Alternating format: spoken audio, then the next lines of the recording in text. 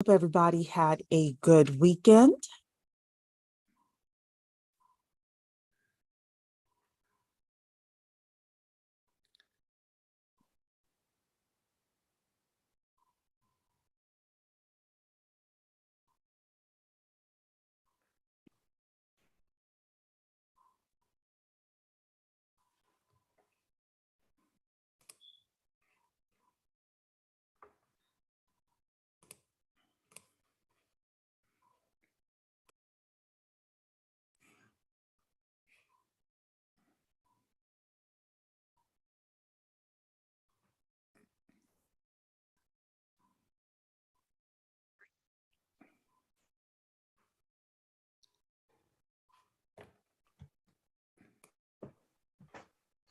Corey, you must be logged into to my account. You got my name on there.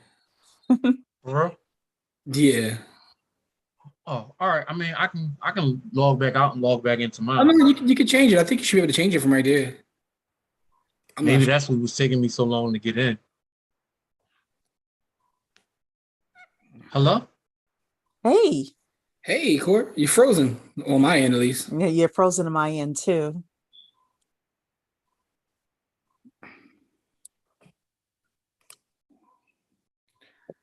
Orlando, Florida, Tennessee. Yeah, Y'all over the yeah. country. We all over. We worldwide. We international. I heard that. I heard it. Hello, everybody. Definitely put your city and state in the chat while Corey gets himself unfrozen. And definitely want to send a prayer out to everybody in St. Louis or, who just has kids overall. Anytime we see anything like what happened in St. Louis today, we always think about our children and their safety. So we definitely want to pray for those families and those young people today. So it's very, very upset when I turned on, my screen because I had a project due today. When I turned things on at 5 o'clock and saw that. So yeah. But we are going to have a great conversation today with the fellas from By the Hood. So what I'll do is I will give a couple of announcements and then we're going to get started. Everybody, again, put your city and state in the chat as people are coming in. If you are new, welcome to the 10K Project. We are the largest community of investors who actively fund Black-owned businesses. We do that through our Bet on Black pitch, which happens every Tuesday at 8 p.m. Eastern Time. The way that it works is we have a Black founder who is raising funds through equity crowdfunding come and they present their business to the community. And then the community, everybody has an opportunity to ask that entrepreneur questions about their business, about what the market opportunity is, who the team members are, what their business plan is, how they expect to exit their business and pay back shareholders, et cetera. And then you as an individual gets to hear the presentation and gets to decide individually if you want to invest in that business. And oftentimes investments for each person is as little as $100 per investment. We've had all sorts of great and wonderful entrepreneurs. And this tomorrow is no different. Unfortunately, Tawan is not here tonight, so I can't give you the hint of who's coming, but you all know every Tuesday we always have a wonderful entrepreneur come and present themselves to us. The second announcement that I have is in regards to, give me a second here. If you all remember, we had a gentleman come and talk about buying student housing. So a lot of you really liked that idea of buying student housing, and we are doing a 4-week masterclass around buying student housing. It's all about how to buy, rehab, and rent houses the different doors to the students. So it's going to happen starting Wednesday, November 30th, and it's going to go through Wednesday, December 21st. As usual, the sessions will be recorded because I know that that's getting close to Christmas time, but the sessions will be recorded for people as well. There are going to be 4 sessions that we present to you. The first is how to select a property. Session 2 is going to be the do's and don'ts of construction. Session 3 is going to be how to secure funding. And then session 4 is all about renting rooms and cashing checks.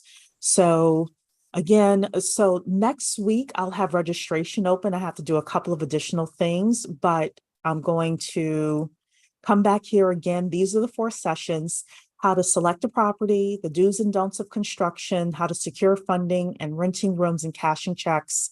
So that's going to be our masterclass for the November-December timeframe. We are also going to do a masterclass. It's going to be 2 sessions, more like a little master workshop on writing your business plan for 2023. You all know I'm a business plan writer, have been that for 12 years full time. And it was suggested that, you know, I use my skills in order to help the community. So if you have a business, if you want to have a business that opens in 2023, or you have a business and you want to figure out how you are going to increase your sales, that is going to happen in December as well. But that'll be on Tuesday. That'll be on 2 Tuesdays in the month. I have to figure out the best dates for those, but we're going to have that as well. So just wanted to let the community know about that. And if you're not a member of the 10K Project, the10kproject.com, we would love to have you. You do need to be a member in order to be a part of our master classes, but we also give a lot of great content out for free as well, including tonight's content. So these 2 brothers I actually was introduced to through Talisha. So shout out to Talisha if she's around. And they have been doing wonderful things, wonderful podcasts on their YouTube channel. They're into real estate, they're into crypto, they're into business, but more importantly, they're into building up the community. So Raphael said, hey, you all should invite By the Hood. And I've been trying to get in touch with them. They were elusive until I mentioned Raph's name. Then all of a sudden they had time for me, right? But hello, Jimmy. Hello, Corey. Welcome to the 10K Project. Hey, how you doing? Thank you for having us, and shout out to Talisha as well as Raphael. Yes. So tell us first of all about By the Hood. What is it all about? What do you all talk about, and what are you looking to achieve with that? Okay, so I'll start us off. So By the Hood, we are a community organization first and foremost. Started several years back. I'll condense the story. So to make a long story short, I was doing work in the community. My background is in real estate and personal finance. So I was trying to, put my cape on and save the community and teach people about buying homes and working on their credit, because that changed my life. I'm a real estate developer, investor, the whole nine. Corey and I went to high school together in Philadelphia. So we were having a conversation, and, it was one of those times where you get frustrated because, people aren't listening. And I'm like, man, these people are missing opportunities, because there was a lot of talk of gentrification. And I was, kind of trying to explain to folks how to kind of buy our neighborhoods. And he said something that changed the trajectory of everything I was doing. He said, you're trying to reach the wrong people. We need to teach the children, right? So Corey and I'll let him talk about himself, but he's a teacher by trade. And I said, well, let's do this thing together. So we partnered up. And since we've partnered up, we created an entire community of not only adults, but this is our 7th year. We have a free camp in the summer for the youth, for kids ages 5 and up, where we teach them the fundamentals of investing, credit, real estate, cryptocurrency, the stock market. And that's been a tremendous success and kind of changed the trajectory of everything that we do at By the Hood. So we still do the things with the adults. We still work in the community and do those things as well. But now we're reaching out, we touch kids ages 5 all the way up to, people's grandparents, so that's kind of changed what By the Hood is. So originally By the Hood was about buying our neighborhoods, but now it means so much more. When we say By the Hood, we mean actually buying into each other, believing in each other, working together, investing together like you guys do. So it means so much more. So if I had to encompass it in a couple words, I would say buy the hood equals Black love. That's what I would say. Love it. What about you, Corey? Um, Again, like Jim, told most of the story. We were definitely looking to make an impact. We were doing it in a silo individually. Then we decided to come together and start to make more of an impact together than we were making alone. Like I said, like he said, I'm a teacher by trade. And so I wanted to reach a population that would bring what we're doing now into the future. And so what we try to do is create community, right? We believe in the power of relationship. We believe the things that bring the largest return on investment are great relationships. And so we talk a lot about money, but it's the relationship that people have with each other and with money that will create those things that we talk about in these kind of forums.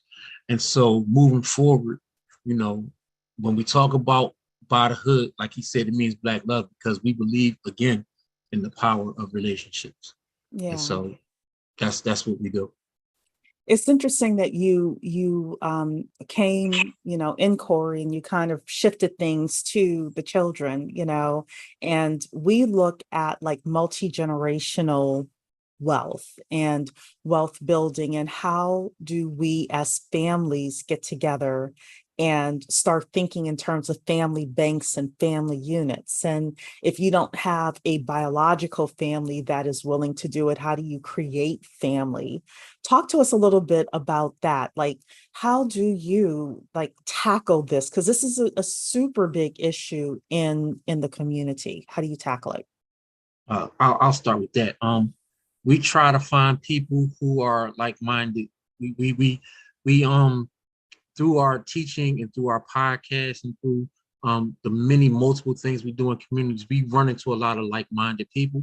Mm-hmm. And because we're boots on the ground 24/7, just about, a lot of people will reach out to us and say, let's do X, Y, and Z. And we do X, Y, and Z with those people.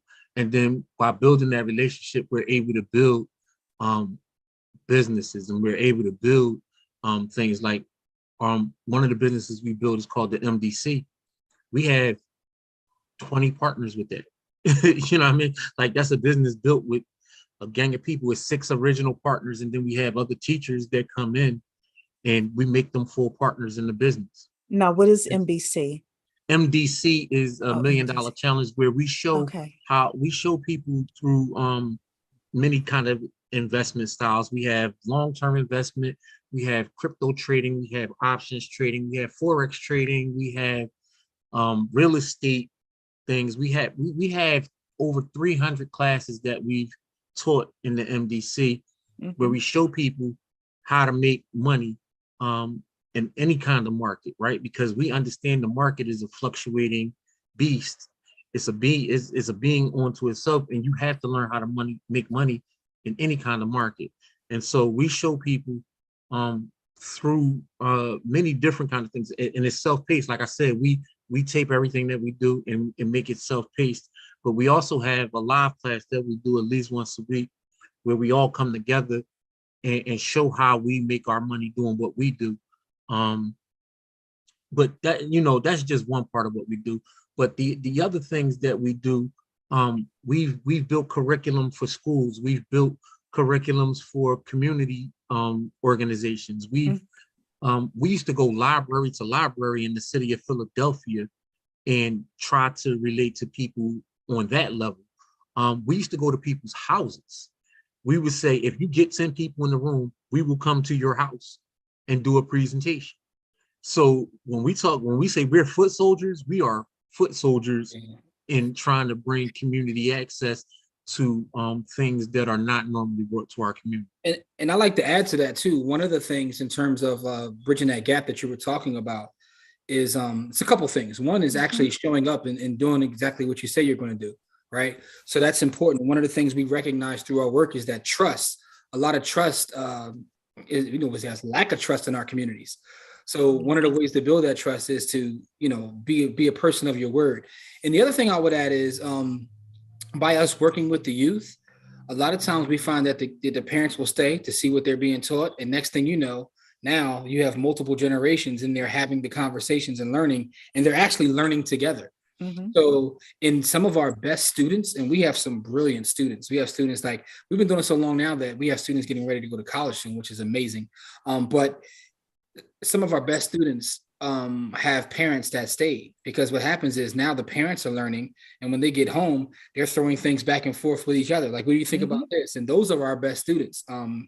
We had an amazing write-up on this this past summer in our local paper. And one of the things that would impress them so much is we didn't have them talk to us, they talked to our students. And they couldn't believe just how brilliant some of these kids are. And another thing we found is you have to challenge our kids, right? Our kids sometimes aren't challenged, and we have kids 5 years old who are buying their own investments. They can look at it. They can look at a balance sheet and break down a company, and they're 5. Good for them. They weren't challenged.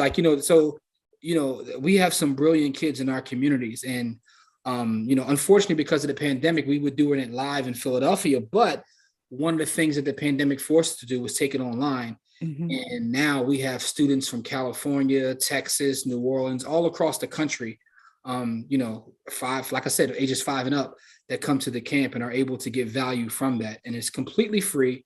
If you want more information about that, we actually have a website called bythehoodcamp.com. Okay. Yeah, so it's BUYTHEHOOD camp.com. So it's bythehoodcamp.com. And that's specifically, like I said, that's every summer. It's completely free. And that's for the community.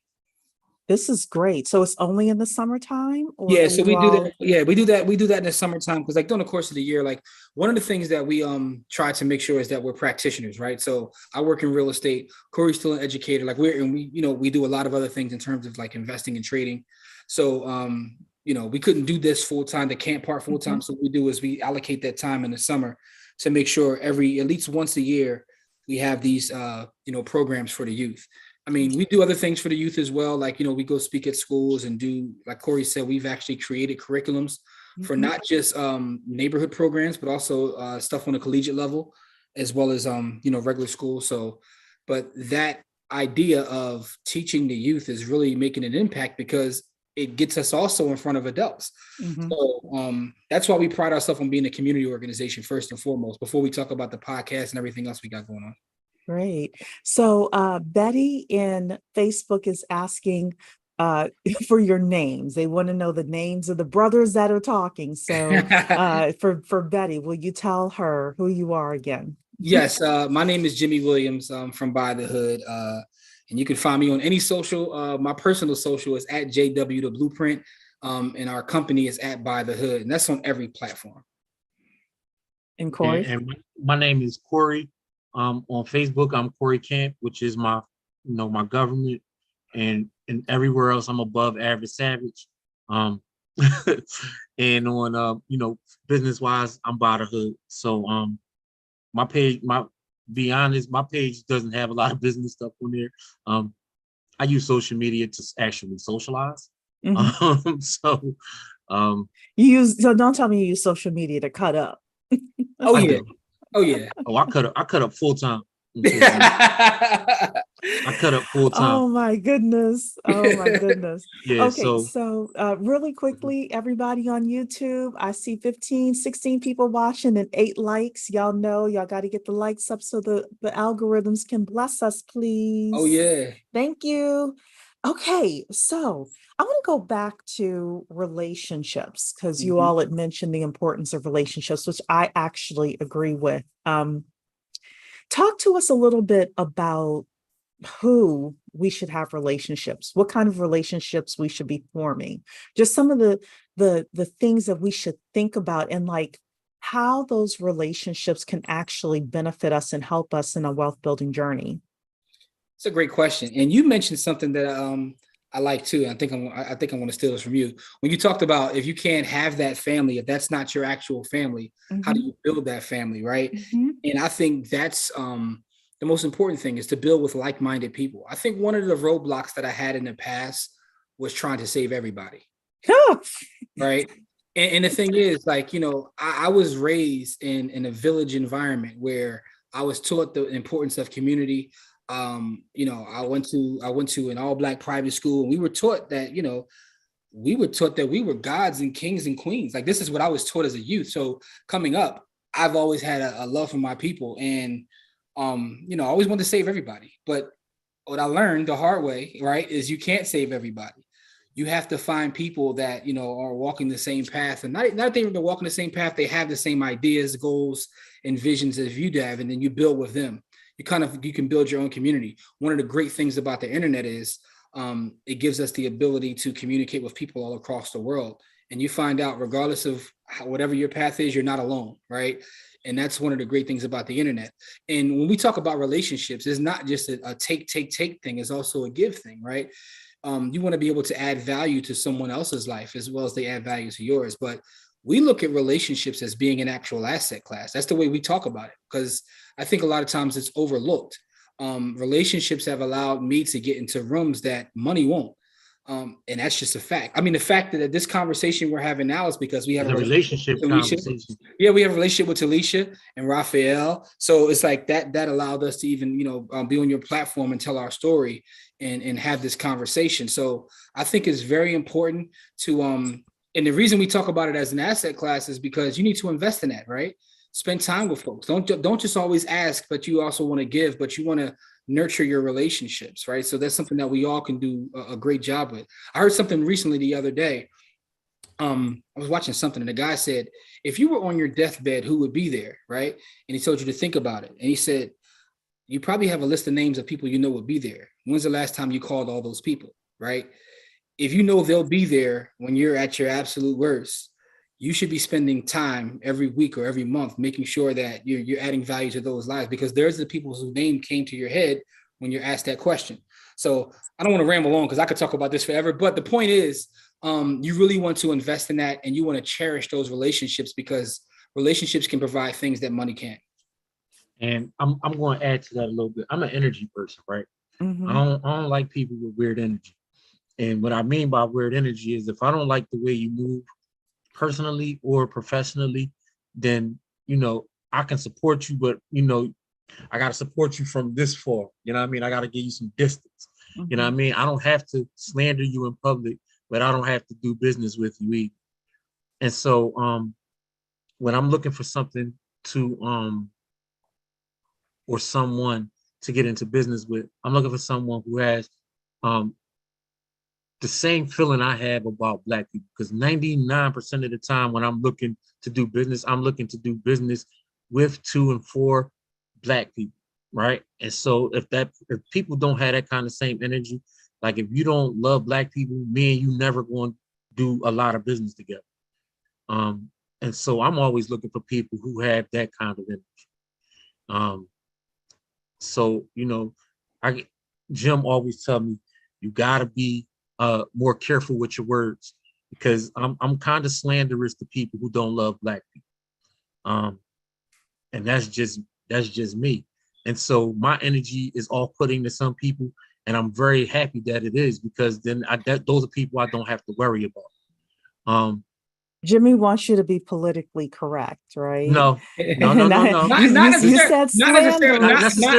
necessarily Yeah. politically correct. But what I try, one of the things that we have conversations about it, and I'm like, even if you're giving someone negative energy, you're giving them energy, right? Mhm. Yep. So the opposite of love to me isn't hate, it's indifference. Indifference That is true. worse than That hate. hurts. That Yeah, hurts so more. it's indifference. Yeah. So what I would tell them is, if you find someone that's like, rubbing you the wrong, giving you bad energy, don't give them negative energy back. Mhm. Now you know not to even deal with them. Give them energy at all. Don't give Don't give them them energy at all. This is a Yeah. huge world, right? And there's some of the times as I talk to some of the youth in the neighborhoods about conflict resolution, that's one of the things I tell them. Listen, you can have a problem with this guy over here, but you don't got to go to the guns and all that. This is a big world. You guys never have to speak to each other, right? Be indifferent. The world's a very large place. Yeah, the world's a very large place. So, this is one of the conversations that we have a lot of times, is that, it's not necessary to go back and forth with someone, or especially, our own folks. The world is huge, right? Yeah. Indifference. And my block button is fast on social media. It just got faster over the past 3 to 4 months as well. So, like we in a political cycle. So that's another thing. Yeah. But So I like to hear different points of view, Mhm. as long as they are, intelligent. Like when I say intelligent, I don't mean like book smart. I mean, say, this is what I believe and this is why I believe it. Even if I disagree with you, And I also like to hear respect. those things, and respectful, exactly. But I was speaking with some people the other day and I said, what I refuse to do is I refuse to be anti-Black for somebody to validate me and accept me. Mhm. Right.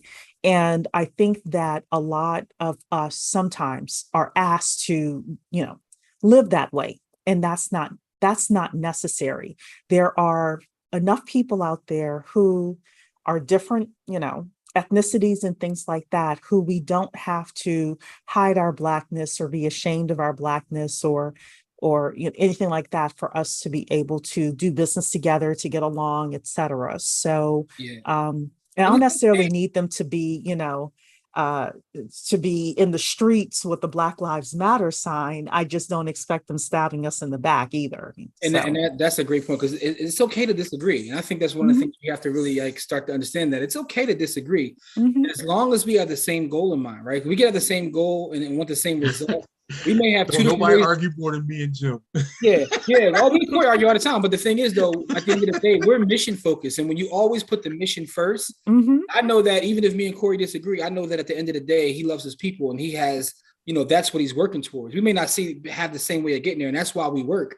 One of the things that, and I joke with Corey about this all the time. One of the reasons that we work so well together as a team is not about what we've been able to create, or in terms of money we generated, but the money that we turn away. Mhm. We turn away so much money because it doesn't fit with where we want to, what we want to do culturally. And also, if it's not for our people, we're not doing it. Simple as that. And we've been offered a lot of money to do things that just aren't for Black people, and we refuse to do Can it. I ask you how much money you turned down? Now I'm curious. If I tell How you, you about wouldn't believe me anyway. Like, it's 8 figures, yeah, absolutely, Woo! absolutely, literally, That's minimum that's eight a figures. lot of money. That's a absolutely, lot of absolutely. money. But Wow. the fact of the matter is, though, it's not about the money for us. Like this Mhm. thing that we do when we say buy the hood is really a mission for us, and it's a purpose. And when Mhm. you find your purpose, like, I'm comfortable. Like, not that I'm a wealthy man. That's not what I'm saying, and I'm not Mhm. saying that but what I'm saying is I'm in a position where what I'm doing now is kind of legacy work, and Mhm. this is what we're about. So, but that's one of the reasons why we work, are because we don't even have to look at each other. When someone says we want you to be in front of these people or do this for those people, we already know. As soon as we go talk to each other, we're not doing that. Like, Mhm. we're not doing that. Yeah, but how we going to let them down easy Yeah. so that the next person might be able to take that opportunity? Because Mhm. we not doing that. Okay.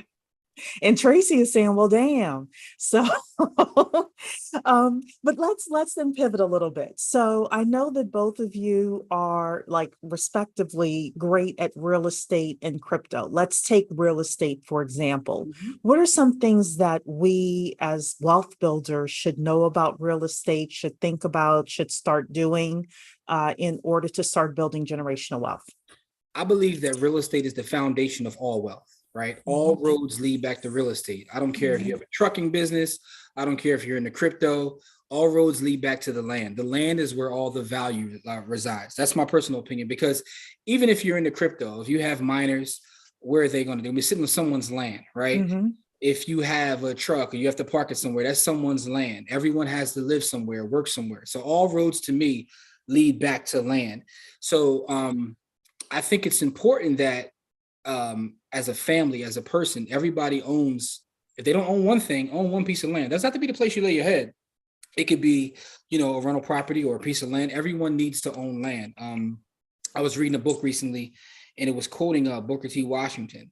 And Mhm. one of the things he talked about is when he would teach, he wanted to make things tangible and Mhm. break things down in a way that people can actually take action. So he wouldn't give them this high level stuff.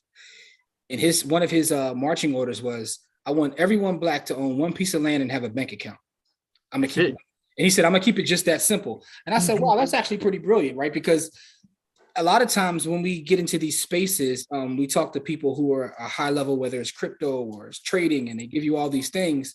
But a lot of us are missing the basics in terms of just making sure you have savings, making sure your Mhm. credit's right. So my point is getting back to real estate. Real estate is the foundation of all wealth, right? Because there is no other asset class that allows you to grow your food. It allows you to have shelter, so there's nothing like real estate. I personally specialize in single family properties, but that's more of a strategic thing. But in through my career, I've owned commercial buildings. I've had huge, tenants in terms of commercial buildings. I've done multifamily, but where I'm at now, I'm just specializing in single family properties.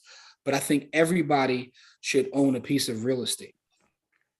And how I feel about real estate is that real estate is the foundational piece of community, right? Like, we have a friend named Byron who says, live close to people you like, right? Build your own community, right? And the thing about doing that is that if you live close to people that you like and that you're more likely to help each other, right? And so we have a lot of communities with transient people because we don't own anything, right? Someone else owns it. Yes. And so our communities are transient. And so it's harder for us to build communities and help one another. And one of the things that me and Jim talk about a lot is to live close to people that you like. And now, because of the internet, right, you can live close to those people without actually having to be in the same neighborhood, right? We can all live in the same group chat. We can all live in the same, that's a space. That's being housed somewhere, right? So when we're talking about, real estate, and talking about crypto, when we're talking about all of these other things, asset classes, we're just talking about giving yourself options, right? The more things that you own, the more options that you have, right? Everything in our country, the way it's built right now, is about ownership, right? If you don't own anything, you pay the highest tax rate. You pay the highest amount of bills, right? Because you got to rent instead of own. You pay the highest everything when you don't own anything. And so the thing is, it's not about what asset class you own. It's about that you own stuff, right? Yeah. You have to own things. Now, like Jim said, we believe that real estate is a foundational thing to own, but you have to own something, right? If something goes wrong in your life and you don't have an asset that's paying you, then your whole life collapses, right? And so assets are things that'll pay you when you can't pay yourself, when you can't do things yourself. Those assets are your stand-ins. Those are your friends, right? People that just makes so much sense to people when we say it. Like, you don't have to own all the things, you just have to own things, right?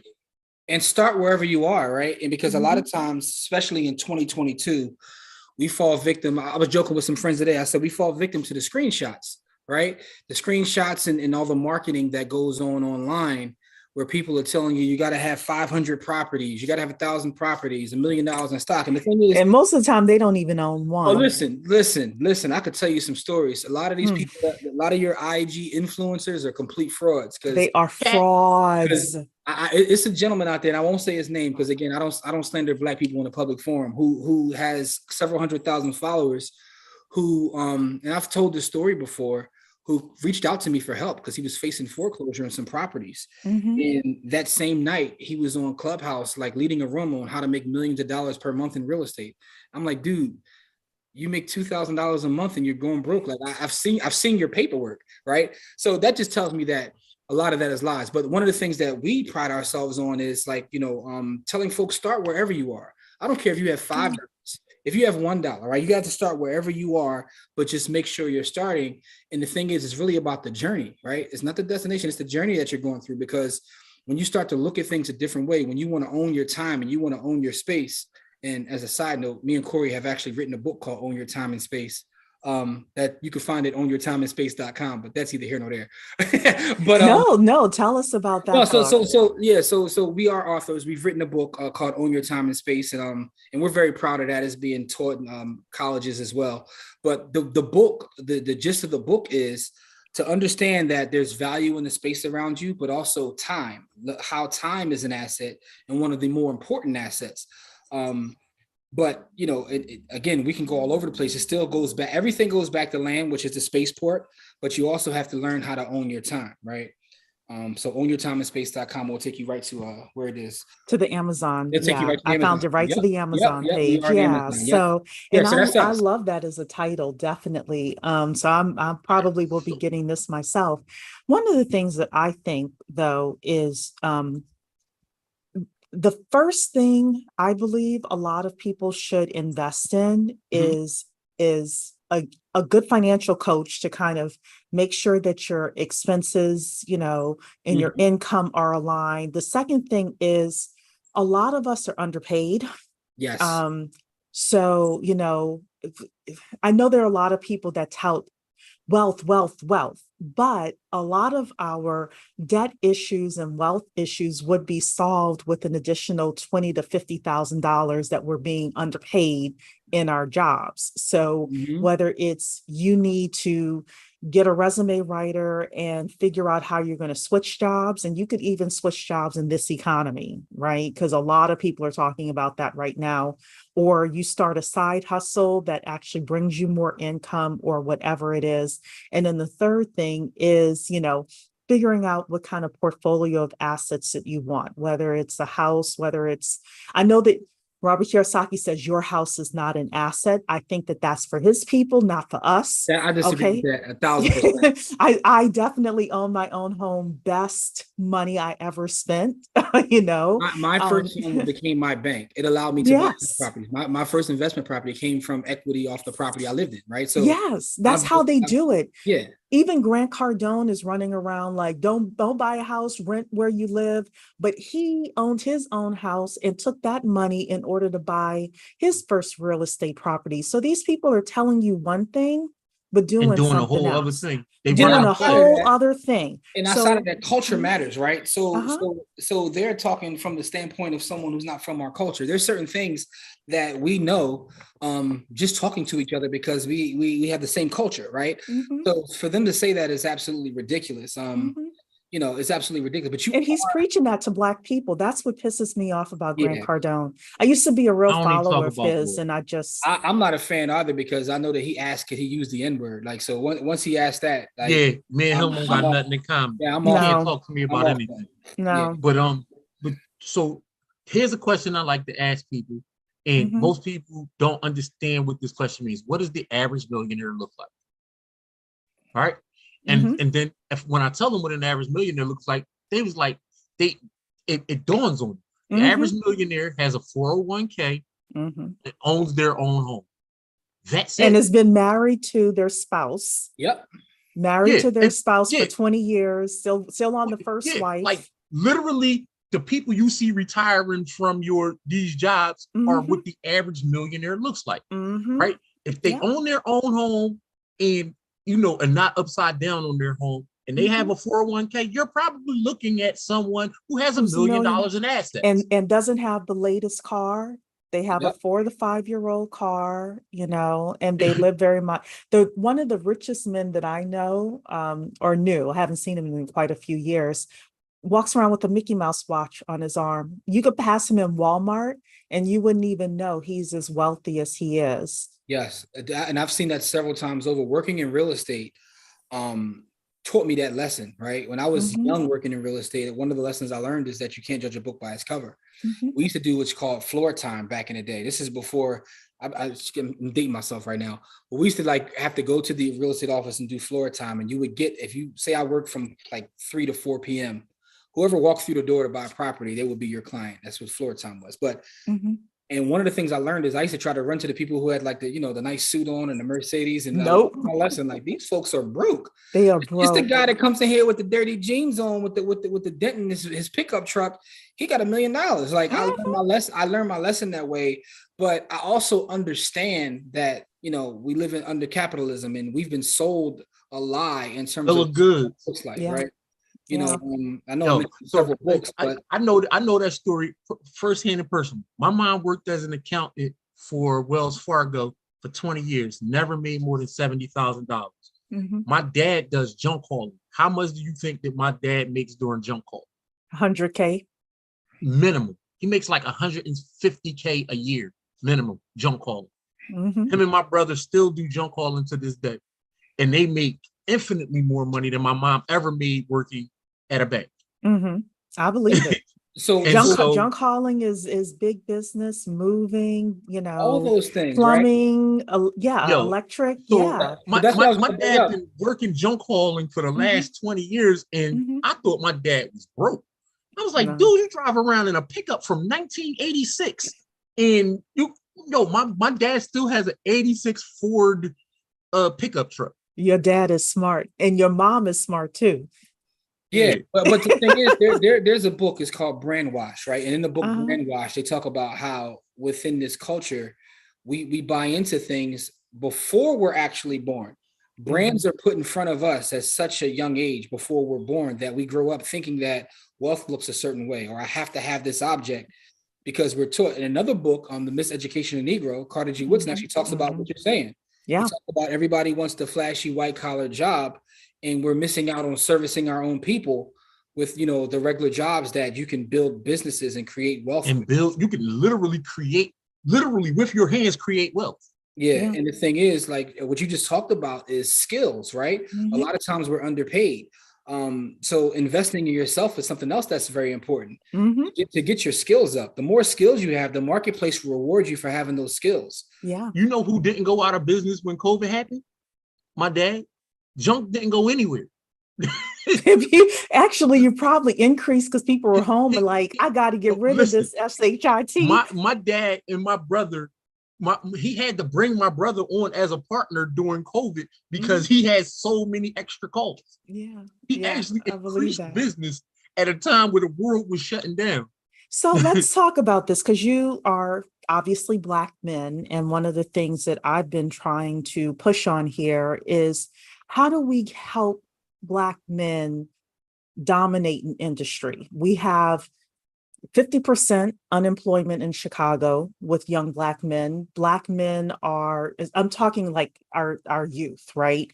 Anyone sub 30, they seem to be having a really, really hard time, which makes them susceptible to crime, which then makes them susceptible to getting records, which once you have a record, it takes, a lot of options away from you. What are some of the things that you think that we need to do to say, hey, we can dominate junk hauling, we could dominate appliance repair, we could dominate some of these blue collar skills, and we can have a path forward as a people? So I think it's getting in front of them and letting them know that these are possibilities, right? Yep. Because, how much they pay. I kind of take some of the blame, right, for that. Not personally, but I guess my generation, because I feel like we dropped the ball. Like it's easy to judge someone, but we didn't provide spaces for them to flourish, right? So when I look at everything that goes on specifically in my city of Philadelphia, as well as all around the country right now, I'm like, they don't have spaces. I can't employ all of those people. Yeah. So I kind of feel like me, I'll take some of it personally as well. Like we failed them because we were so busy just trying to achieve things personally that we didn't provide spaces. And having our own spaces, I think, is probably the answer to your question as well, because it's very important. I went to an event thrown by an organization a couple of weeks ago. It's called Black Men Heal. And what they do is they go around the country and just get Black men in a room and just have conversations. And it was one of the most powerful things I've ever been a part of. And it made me realize that we just don't have spaces to be vulnerable, to have conversations, to talk about our struggles, some of the good things we are, but that networking. And again, no one else is allowed in that space except us, right? And I think having those kind of conversations, getting in front of the youth and letting them know, hey, if you haul junk, you can make this. Because here's a secret. A lot of these guys that are in the streets aren't really making any money anyway. No, and I don't think they want to be in the streets. I've said that to people before. I think that 80% of those young people, they don't want to be there. They just don't see any other way. Yeah, it's probably more than it. So one of the things we do, and I know Corey could talk about this, every year we go to the Youth Study Center here in Philadelphia and we speak to the kids. And some of their stories are just heartbreaking, right? Yeah. And one of the things that I learned that I didn't know was how they're in pain, right? So they're acting out. I didn't realize it was that many of our young brothers who've been sexually abused, physically abused. And this is their way of lashing out and fighting with the gun violence and things like that. So we have a lot of work to do. And I used to be one of those folks who thought that it was all about teaching finance. But I've told Corey recently, I says, over the last couple of years since we've been doing this work, I've realized that it's probably 50% mental health, right? I work personally in the mental health, on the mental health side of it, with the schools, right? So me and my wife have a company called Baby Camp LLC, where we work with parents who have children on the spectrum. And what you'll see a lot of the times is that a lot of the children from Black people that they say are on the spectrum are really there because there is so much trauma in our neighborhoods that they bring that trauma with them to wherever they go, right? I'll tell you a story about my nephew. My nephew, my sister's son, her oldest son, he got into a lot of trouble. He got into an infinite amount of trouble. And what happened was he got in so much trouble. He stole my sister's car. The police found him in it. And my sister had to press charges because he crashed into other people's property, and she didn't press charges, then she would have had to, pay for it. Deal with some, not even pay for it, because monetarily she would have just paid for it. But the police were going to charge her if she say, look, if I gave him my car, then she would have, been liable for it. Okay. But anyway, he went away and he went upstate for like 6 months, and he was a different kid. When we went to go visit him up there, he was a whole different person. It's because the environment, there was none of the trauma in the environment that he was growing up in. None of that trauma existed where he was at. And so he thrived. He actually thrived away from all of the things that were supposed to be supports. And so that right there it was completely eye-opening, because we thought we were being supportive, and then we really saw what he needed as support, right? Because what we think is supportive and what people actually need as supports don't actually mesh sometimes. And what he needed was to be away from the things that were crutches for him. Like when he had to do it on his own, he was able to do it on his own. When he had to get up at 6 a.m., he got up at 6 a.m. When he had to take his medicine because he has a bipolar disorder, he got up and took his medicine. And none of the things that troubled him when he was in our environment troubled him when he was there. And I was like, that's a learning lesson. That's a lesson, right? We have to find the things that we bond over that are not trauma, right? Because what we have are trauma bonds. Yo, so-and-so shot at you, and I was standing there when so-and-so shot at you, right? Part of the reason for gentrification and why Black people don't buy houses in the neighborhoods that they're from is because we know Pookie and Ray Ray used to trap out that house. And I'm not paying no $200,000 for no house that Pookie and Ray Ray trapped out of, because I know the trauma and I know the stories that come from the house. But somebody who doesn't know that neighborhood, all they see is property. All they see is property and value. They don't care about what happened with Pookie and Ray Ray. And so we have to understand that gentrification is partly trauma.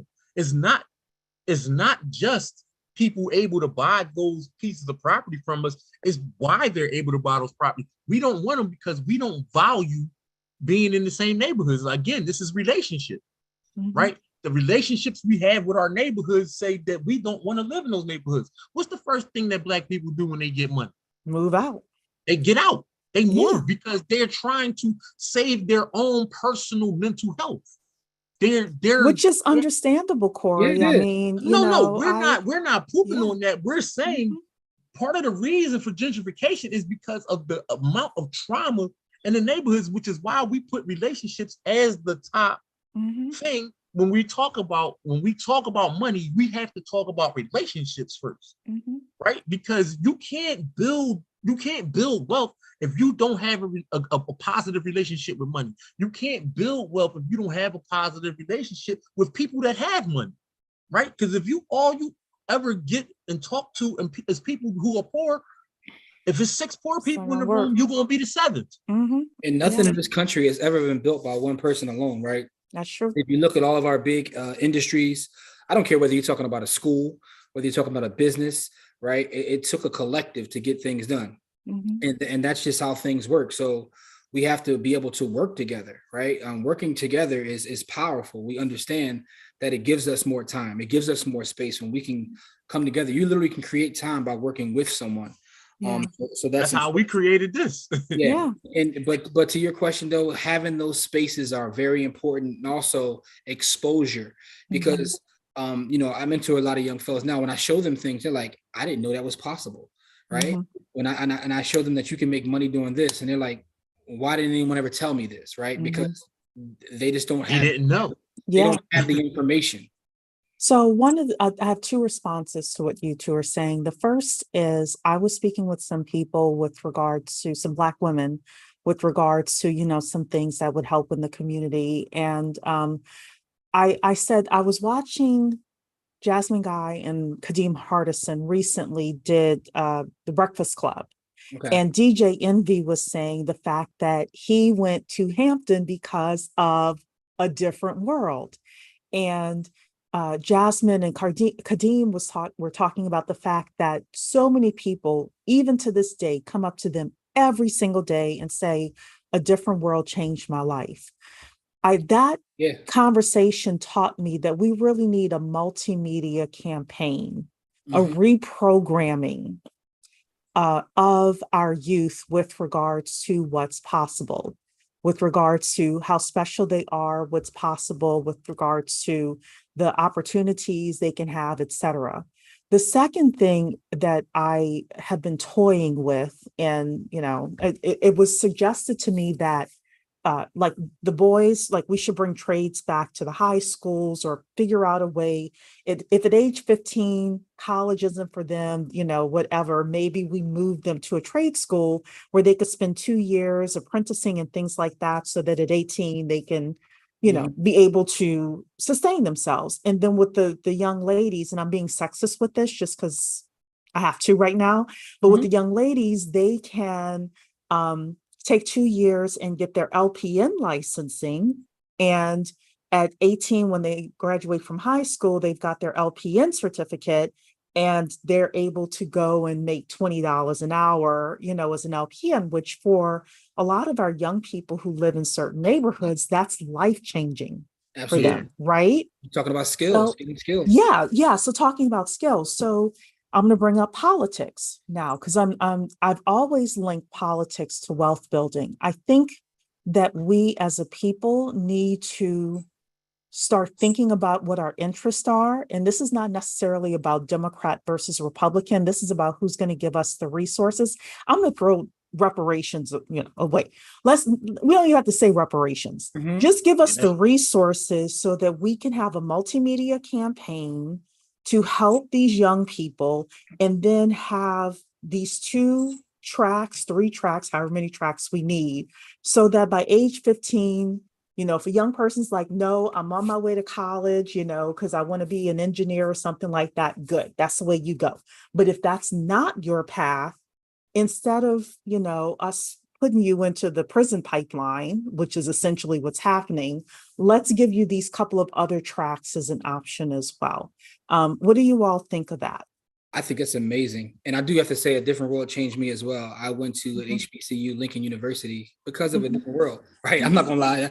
I fit in that box, right? So I can personally say that that is needed, right? When you don't control your media, you don't control your image. And at all. It's important for us to control our media. So I think that you're onto something, but also what you said is kind of what I talked about earlier, getting skills. Getting skills is important. When you have skills, the marketplace will give you the money you desire because you have skills. So, and we need to fight this battle in so many places, right?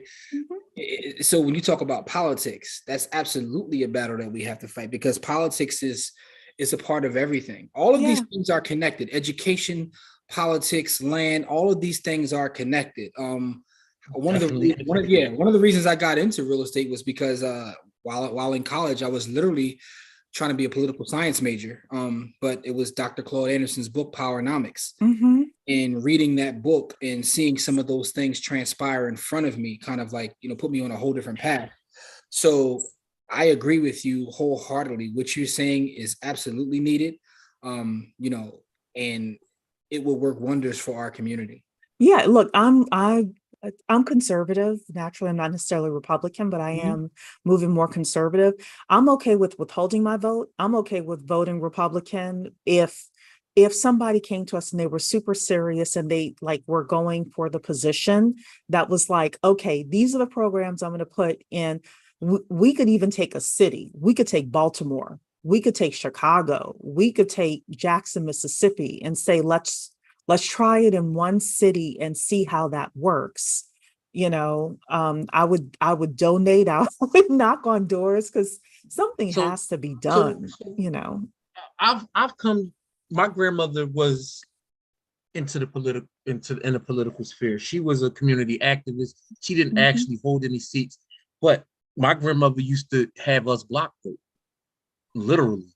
Like my grandmother would go to the candidates and say, "These are the 7 or 8 things my community wants," and Mhm. then she would take those things to both candidates and say, "All right, these are the 7 to 8 things that our community wants. Who's going to give us those 7 to 8 things?" Mhm. And whichever candidate gave us those 7 to 8 things, That's that's who who we we back. voted for. That's who we back. That's who got our votes. Yeah. It wasn't Democrat. It wasn't Republican. It was whoever promised us that they were going to give us our things. If they did not hold to those promises, Mhm. what we would do is we would vote them out. It was cool.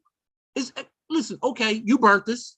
Mhm. We got to go through 2 or 3 years where you really you played us, but you know that you're not going to be here come the next election, right? Because my grandmother also had a bunch of other community activists that would vote the same way in our block. So we literally did block voting. And Mhm. so the thing that I noticed from that, with my grandmother being a community activist, is that one, you have to have a list of demands, or you can't. Like, how do you supposed to get things that you don't know you want? And then Mhm. the other thing is, you should never vote for a candidate that you don't own. I agree. You Yeah. should Can never candidates care about, vote for a yeah, candidate that you don't own, This candidates care right? about votes And and that's what money. everybody. That's literally what everybody else does. Yes. Literally everyone, except Yes. for Black people. We ask people to do things, and everybody else makes people do. yeah. And see, This, here's the thing. We spend too much time focused on the presidency, which I'm not saying the presidency isn't important, but your governor is actually the one that controls that, what I just said, yeah. because the governor controls the school system. I A mean, lot of even people don't think about that and don't know that. and even But locally, like even on a mhm, local level, right? I mean, uh-huh. this is kind of what was talked about in Powernomics, but also in Malcolm X's Ballot of the Bullet speech. This is exactly what he talked about. Malcolm Mhm, told us this years ago. He talked about block voting and the power of it, and group mhm, economics. Those are things that mhm, Malcolm talked about in the Ballot of the Bullet. But on a local level, it's very important. The judges that go up when your family or friends goes in front of these judges are elected, oh right? They're yes. elected. And Those and are elected positions. Mhm, I talked to someone from a county, not in Philadelphia, a surrounding county the other day, and he told me that there have so little people that vote in that county, they can get a judge or a council person elected with like 500 to 700 votes. what? Yes, yes, Yep, My yes, goodness. yes. But the point, easy. because people, but when the presidential election comes out, they get Mhm, a huge turnout. They right. don't vote for the local politics. Um, Yeah. Now, so, now so I the fact do. is, yeah, that's why I said we have so many things that we need to be fighting on: education, Yeah. politics, real estate. There's like we have to have people that look like us fighting it at all these levels. It's not just one thing, and I think that's something that we need to understand. That as Jay Z say, everybody got a part to play. Back to yours, right? So Yeah. everybody has a part to play, and we need to play our parts. Yeah. Now, going back to YouTube, I got 25 people watching, 19 likes. So please get the likes up for me so the algorithms can work on our favor. Um, so I this is my controversial thing, but I stand on everything no matter what platform Mhm. I'm on. I do think that crime is an issue in a lot of Black communities, and for people to purchase and feel comfortable purchasing their homes and being in the community, and for us to get the grocery stores we need and things like that, we do have to have some sort of solution for crime in our communities. But like I was saying before, and Corey said it's more than 80%. I think that a lot of it is an economic issue. And if you can solve that economic issue for a lot of people, I honestly think that the crime in our communities would reduce. So let's talk a little bit about going back to By the Hood. Mm-hmm. Tell us the most interesting guest you've had, or the craziest guest you've had, or the most interesting thing you've learned from, because you all have a lot of different people that come on. So, and Corey, I'll let you think about this while I add some context to that. So our podcast, which is on YouTube, as well as all podcast platforms, is called By the Hood. And the reason that we started this years ago were because when we actually did the community work and we went, specifically when we did work in prisons, a lot of the conversations with the youth, they were like, well, I don't know anybody that looks like me that does that, right? I actually had a young man come to me and say, look, I hear everything you're saying, but I don't know any doctors. I don't know any lawyers. I don't know. I can go outside and get a gun in 5 minutes, though. And this is what he told me. And I was like, okay. So one of the conversations Corey had is, let's highlight people, not just celebrities. Like, we don't try to go after celebrities. We go after the people that are building businesses, doing community work, that are working 9 to 5s, but they're putting out positive energy.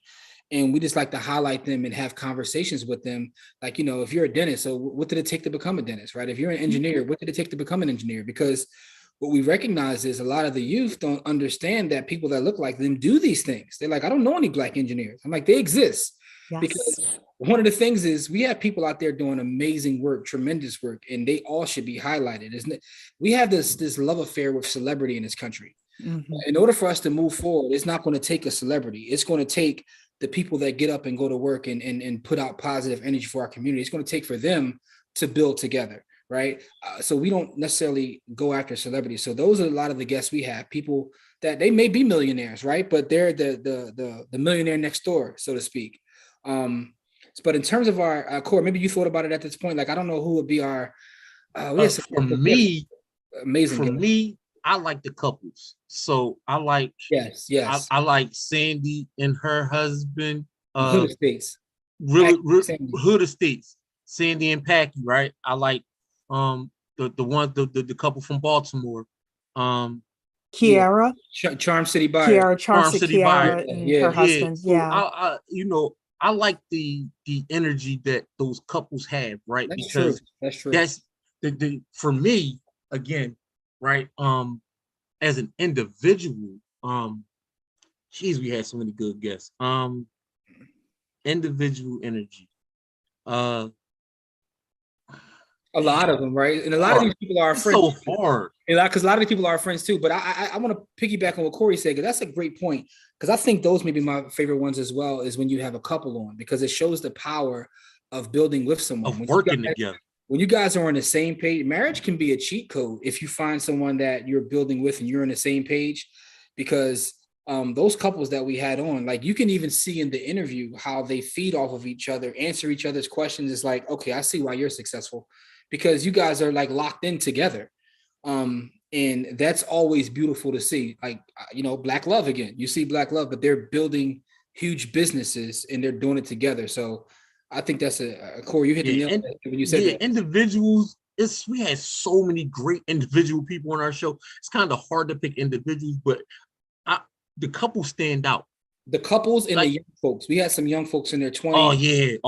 That are already focused and already, like, some of them already millionaires, right, in their 20s.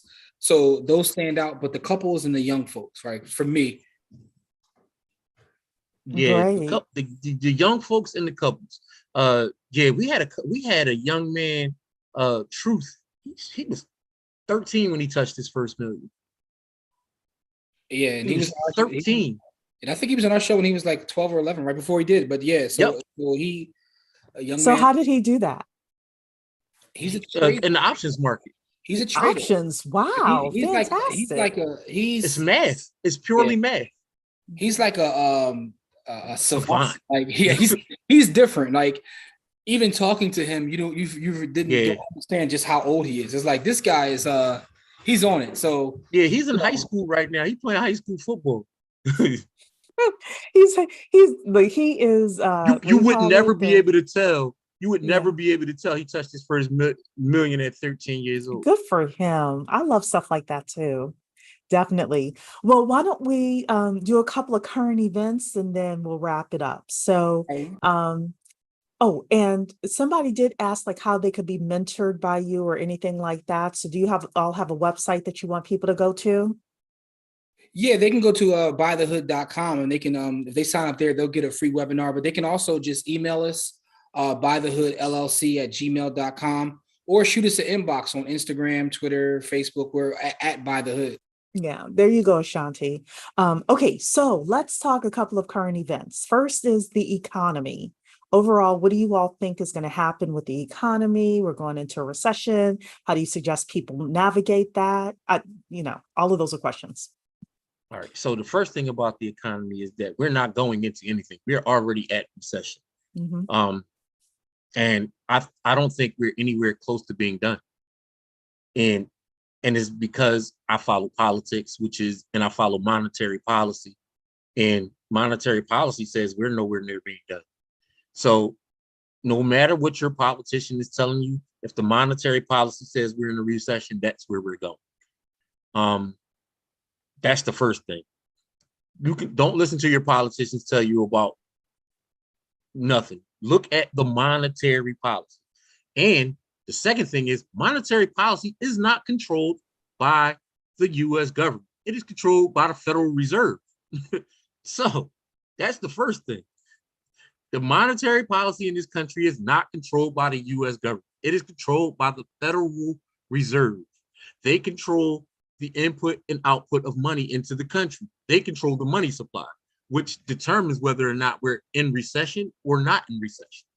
So if they're telling us that they're going to tighten up the money supply, then you can expect higher prices and you can expect higher what they're trying to do is stop what they call runaway inflation because of what happened with COVID. Because 25% of the total US money supply was created during COVID. And so what they're trying to do, that was called quantitative easing. What they're trying to do is do a quantitative buyback, which is where they start to tighten the money supply to where it matches inflation. And that's not going to happen anytime soon. Right now, they have inflation listed at 9%. I would say it's closer to 20% because they don't include housing and inflation numbers.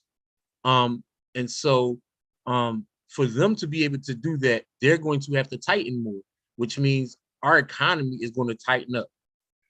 Yeah. And I would say make sure you have reserves, right? Because I do think that there's more to come.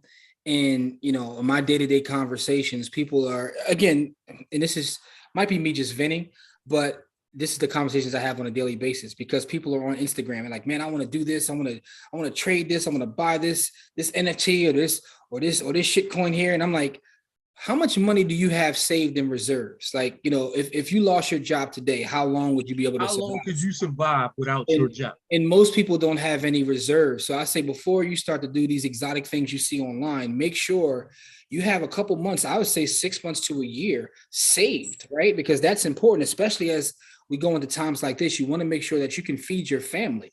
That's most important, right? So some of the things that I'm out here teaching now is forget all the flashy stuff, right? Forget the stuff that looks great on Facebook and Instagram. How much money do you have if you lost your job today? How long could you pay your rent or mortgage? And if you say I can't, then you have a problem and you need to figure out how to get at least a couple months put up, right? Because you just never know what'll happen, but you want to be able to eat, right? Mm-hmm. That's true. Okay, second current event. Elon Musk and Twitter. If people don't know, Elon Musk is supposed to buy Twitter. He tried to back out of it. Now he can't. And now he is going to have to raise more money in debt than he thought he would have to in order to get this deal done, because the judge is making him get it done for the end of the month, if I'm correct about the date. So Corey and Jimmy, what do you think about Elon and Twitter? I have some unpopular opinions about Elon, right? I don't know him. They're not unpopular. They're very true. I don't know him personally, but like I do a lot of reading, and I've read about him and his family. And I feel that Elon is one of the biggest con men ever, right? Not that he hasn't contributed things that that are a part of our culture or society. But you know, Elon does a lot of promise. And he's an intellectual property thief. That too, and these things are documented. You can look it up. He steals a lot of things. But again, like, I don't know the guy personally. I just think that I don't see him the way that a lot of people look at this guy, and they put him in the same breath as in like the genius. Yeah. and I just see that, like, I mean, most of the stuff that you've put out there is stolen. So it's like, and I'm big on intellectual property, right? And you know, I also don't know where Elon falls when it comes to Black folks, and that's what to me that's first. Well, don't you know he's an African American? Yeah, I've heard him say that. Yeah, I've heard that. Yeah, and I've also know that, you know, allegedly some of the things that his family has done to, you know, Africans, folks. Actual Africans. Yeah, so you know, that's my opinion on him. Like, you know, but this whole thing with Twitter, the thing about Twitter though, I think as a property, I think it has a tremendous value. I don't think Twitter's ever going anywhere because it has this unique space in social media. It's like the news. It breaks news. Yeah. Twitter is the place where Twitter is a place that breaks news. The problem is Twitter doesn't have a real business model. Yeah. And I don't think that Elon really thought about it before he agreed to the price. Because if he had agreed to the price of $34 a share versus $54 a share, or whatever, $50 a share, then that would have made at least a little bit more sense. Like, okay, this is an asset. I'm going to buy it really cheap, and I'm going to figure out how to build up the advertising on it. But it is, you know, I think that Twitter's going to be interesting if they let Trump back on, which it would not surprise me, because I don't see Elon playing with Mark Zuckerberg and, you know, the other social media titans. So that'll be interesting. But then that will affect the third person I wanted to talk about was Kanye. And, you know, all of his, I know everyone's tired of talking about Kanye, but I specifically wanted to talk about Kanye from the point of view of JP Morgan Chase saying, you know, get your money out of our bank. And the fact that he has $120 million in that account. And I just thought, wow, that means that probably Jay-Z and Beyonce together might have the same amount of cash. And if you look at LeBron and all of that, they could have, over the past 20 years, built the largest bank in maybe not the world, but definitely in Black America. With billions of dollars, if they had just come together, and they could have just called it a credit union and not even a bank. I didn't realize he had that much liquid cash. Yeah. Right?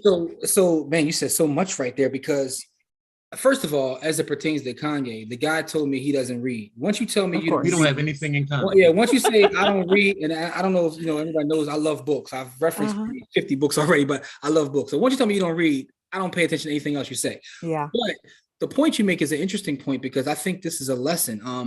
Just last week, I had it out with Bank of America and all their cohorts, who are my ops now, because they kicked me off of one of their platforms, probably for something I said online, because, you know, but and the thing is, and here's the thing, I don't have $120 million. I'll be very transparent. I don't have that in there, but I had a nice amount of money, and they told me to take my money and go, right? Without me doing anything. They said it's at their discretion, right? All right, so, but the Kanye thing, and then when that happened to me personally, it told me something, right? It talks about the idea of decentralization and not having all your eggs in one basket is very important. And it's also important that we do have institutions that are ours, right? Because the one thing about a bank, I'll tell you, is when you study history, you recognize that a bank is the biggest business and the greatest business there is. Because what do banks actually contribute to society? They don't produce anything. They don't sell anything. They don't give you food, clothing, shelter. All they do is play. They're the ultimate middleman, right? And they control politics. They control education. They literally can. And I'm not trying to sound like a conspiracy theorist. You guys don't, you know. But the point is, a lot of the stuff is documented. It's not a conspiracy. It's they threw it in front of your face, right? When you look at every political candidate, from the president to everyone in Congress, look at their top donors. This isn't hidden. This is Wall Street. It's Wall Street. Yeah. It's public information, right? But when you look at how many of those institutions do we own, few and far between, right? I think we have 40 Black banks. Yeah. That was the last that it's in, and they're severely undercapitalized. Mm-hmm. And again, just hearing that Kanye had 120 million in JP Morgan Chase, and I just thought, wow, if we think about the top 200 of these super rich guys, and we kind of prorate it, right, based on what Kanye has, they could have had tens of billions of dollars in their own institution. Now think about this. Think about the kind of money they have to have under management for them to tell someone to take your 120 and go. And we don't want your money. Think about that. So JP Morgan Chase and BlackRock, if you look at all of the publicly traded companies out there, what percentage do you think that they actually own at least 10% of? Ask that question again, because I know BlackRock is JP super Morgan big. Chase and BlackRock. Yeah. There's 80,000 publicly traded companies. What percentage of those publicly traded companies do you think that they own at least 10% of? Oh, probably quite a few of them. It's the number is something dumb like 97%. Yeah. Well, okay, so that makes sense. So, and this is why the whole Kanye thing, first of all, I never thought the guy, I think anybody who has to call themselves a genius, it's not like, I never heard Steve Jobs call himself a genius. Other people called him that, right? Or even my late great Ray Charles, other people call Ray Charles a genius. No, absolutely. He didn't really call himself that until like the last days when he was on his deathbed, right? So you're dealing with someone obviously who played checkers and not chess, but even more than that, like this whole scenario has opened, I think, up a lot of people's eyes to certain things within the financial structures where you're like, you kind of heard rumblings about these things, but then you're like, oh, it's that deep. He said the word Jew with an ish behind it and got $120 million kicked out of a bank. But even outside of that, right, this is, again, it goes to show you like the two things, and I've told this Corey all the time, I said, there's two things I know for a fact. I can go in a coma for 20 years. I'm going to wake up and real estate's going to be more valuable and banks will be more valuable. Those two things I can guarantee. And it's also a difference between having money and having power. Those aren't the same things. That's right. Money can help you get power, but it's not necessarily power. Some of the most powerful people in the world aren't the wealthiest. That's true. They can pick up a phone and have something done. Yes. That's a different level of power, right? And again, I tell you like this, the most powerful person in America doesn't have the most money. That's true. His name is White Boy Jerome, and he's the most powerful person in America. Jerome Powell. His name is Jerome Powell. Jerome Powell. Oh, Jerome Powell. Jerome Okay. Powell.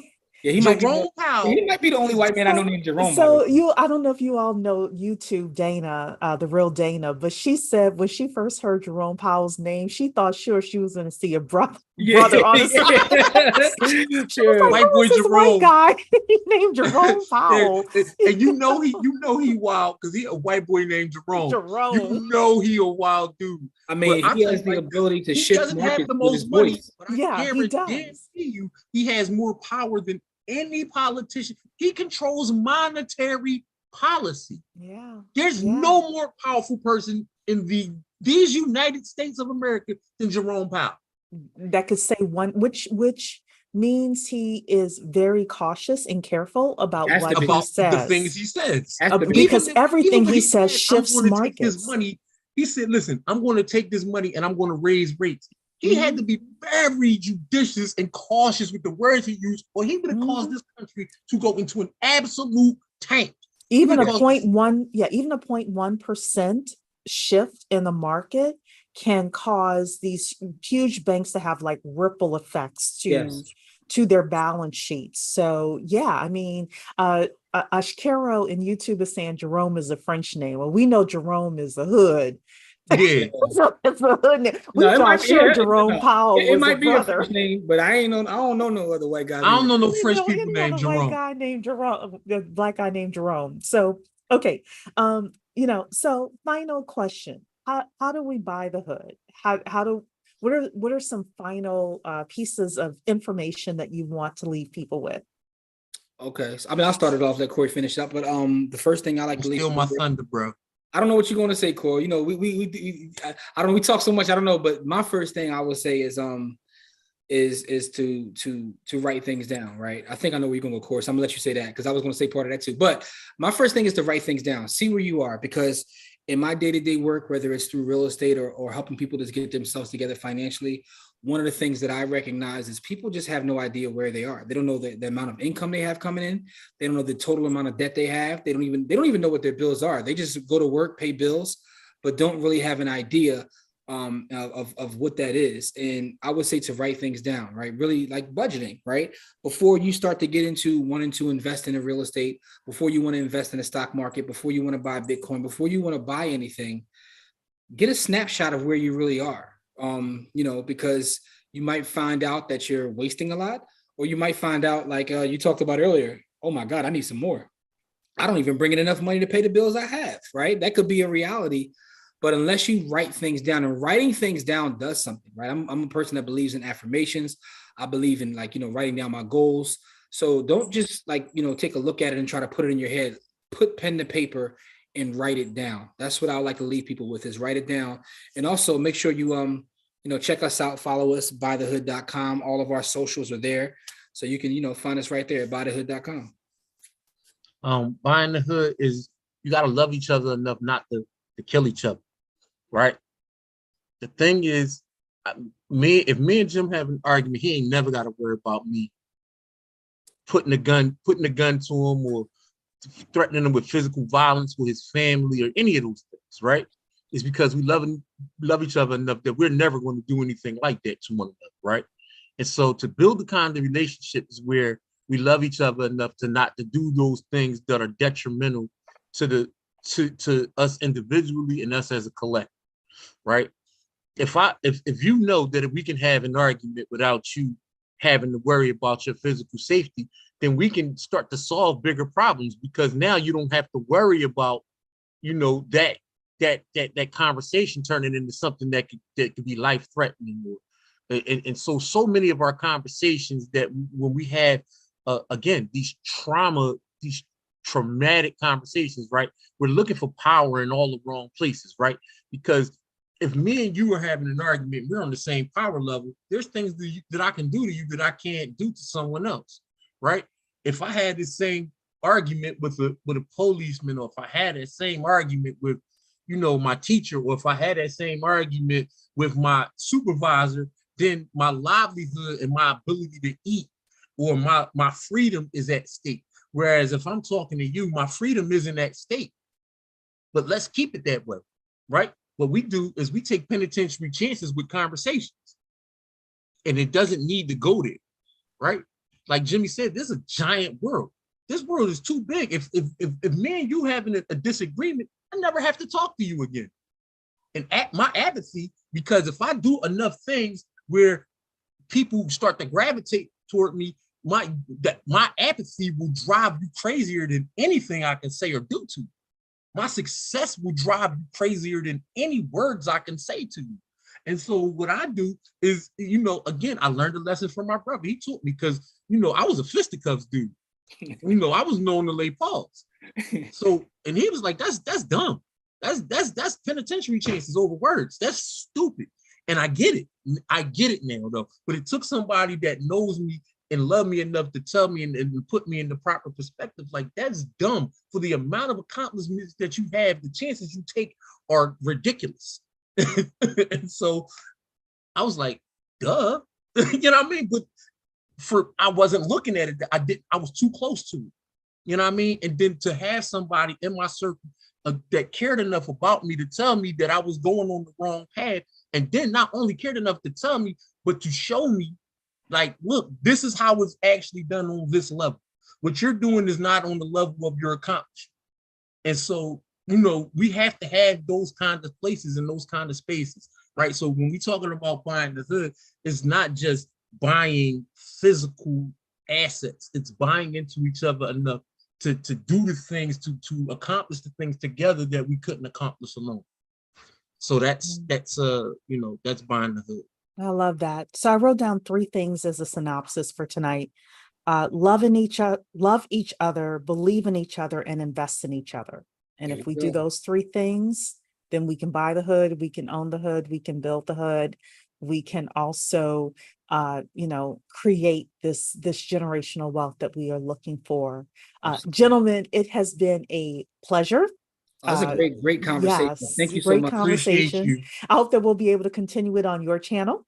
Absolutely. So we'll Whenever definitely you're have ready. that as a conversation. Yes. Yep. And everybody, tomorrow night, the Bet on Black pitch is at 8 p.m. Eastern time. So that will be in your email, and we will see all of you tomorrow. Thank Appreciate you, you. Jimmy. Thank you, Corey, Thank for you. being great guests. Absolutely. Have a good one. Take care. Bye-bye.